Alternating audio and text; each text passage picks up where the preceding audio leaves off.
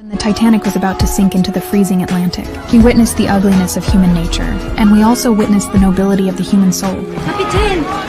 Captain, where should I go? Please.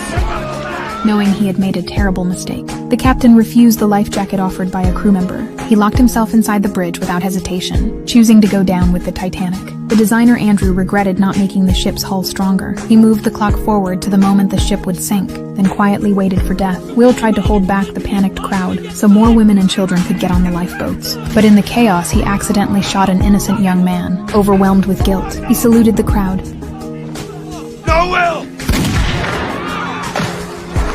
The banker Benjamin could have boarded a lifeboat first, but he didn't want a woman or a child to lose their chance to escape because of him. An elderly gentleman also gave up his chance to live. He declared he would never get on a lifeboat before other men. His wife chose to stay by his side, ready to face death with him. A mother and her 2 children were trapped in 3rd class. She gently told them a beautiful fairy tale, so her children could fall asleep without fear and walk into heaven peacefully in their dreams. More than 1,500 people fell into the freezing Atlantic at once. People cried and screamed for help in despair. A crew member floating in the water blew his whistle, hoping his colleagues would row the lifeboats back. Mrs. Brown called on everyone to start a rescue, but no one answered her, even though the people in the water were their husbands and children. The leading crewman even threatened her, saying if she spoke one more word, he would throw her into the ocean, outnumbered and helpless. Mrs. Brown had no choice but to give up. Rose was shaking from the cold. Jack had already reached his limit with his last bit of strength. He encouraged Rose.